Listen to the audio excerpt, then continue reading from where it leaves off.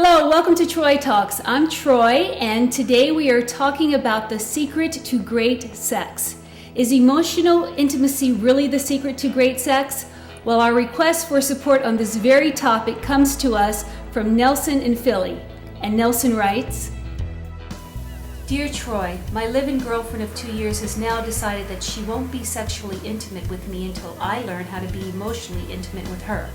I'd like to think that I am an emotionally intimate type of guy, but she swears I'm not.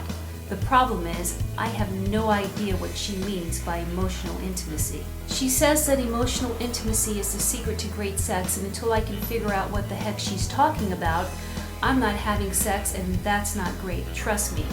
What is emotional intimacy, and how can I become the emotional intimate man that she wants me to be? Please help me transform this now. Nelson, Philly. Nelson, I'd like to thank you for writing in, and before I offer you my advice on this topic, I thought I'd take it to the street and see what people in the world have to say about emotional intimacy. Take a look. What is emotional intimacy? To me, emotional intimacy is when a couple is able to share, I don't know, you didn't give me a chance to think about it, really. I believe emotional intimacy is when you connect with someone on a deeper, more personal level. So if there's a couple who's having intimacy problems or issues conveying emotion to each other, it could possibly be, well, I would think that the main reason would be because they are speaking different languages of love to each other.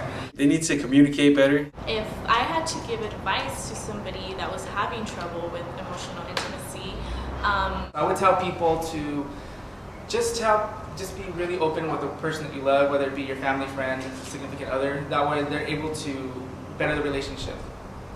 And the advice that I would give to somebody seeking advice on emotional intimacy is go out and get a bottle of raspberry sauce, spread it all over your girl's body, and take your sweet ass time licking off every drop.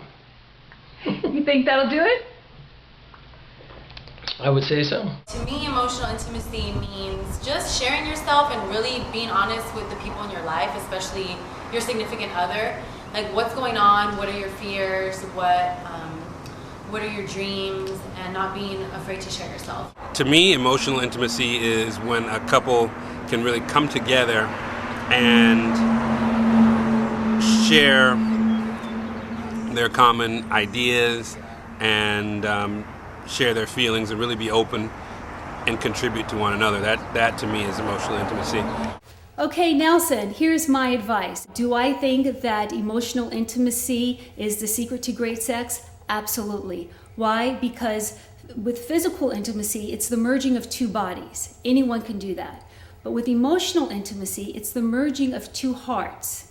Now, when you have the merging of two bodies and the merging of two hearts happening simultaneously, what you'll also have is great trust and great love. And whenever there's great trust and great love, there's going to be great sex. All right? Now, how do you go about creating this emotional intimacy with your girlfriend? How do you create these conversations? Well, I'll give you the first conversation to have with her that will lead to emotional intimacy.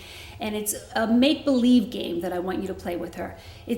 It's not a sex game, but it'll lead to sex. But you don't want that to be your agenda, okay? I mean, in the long term, it'll actually lead to a lot of lovemaking. How about that?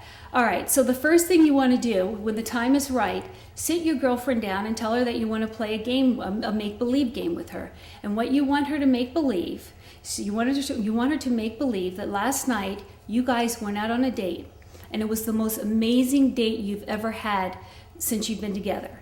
The restaurant was fantastic. The food was delicious. She fed you, you fed her. You guys decided to walk home. The walk was wonderful and the weather was right. And then you got home and you just had this amazing lovemaking session. I mean, the lovemaking was through the roof, okay? Now, at this point, you will absolutely have her undivided attention. And so your next question to her should be this. If that were really our reality, if we really did have that date last night, what was different about me last night? What was present last night in who I was being that's not present in all the other nights that we've been together? Now, when you ask her that question and you have her present to what is possible, she'll absolutely have an answer for you. And whatever answer she gives you, whatever she says was present in your fantasy, now you know that's what's missing in your reality. And whatever is missing is just the barrier between your fantasy relationship becoming your reality relationship.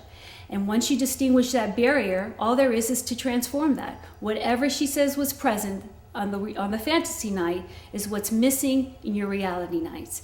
Now, once she distinguishes that, the next thing I'd like you to ask her is I'd like you to request that she actually be your partner in supporting you in having that way of being present in your life ongoingly. Now, once you ask her to support you with that, you're enrolling her in being a greater stockholder in your relationship. And as a result, by the end of the conversation, she will have experienced emotional intimacy with you. And that will be the beginning of having the relationship of your dreams. Okay? So I wish you tons of success with your conversation, and I wish you a very, very powerful transformation. Thanks for writing in. Okay, that wraps up this episode of Troy Talks. I'd like to thank you for stopping by, and as always, I welcome your thoughts, comments, and/or your requests for advice. Have a magical day.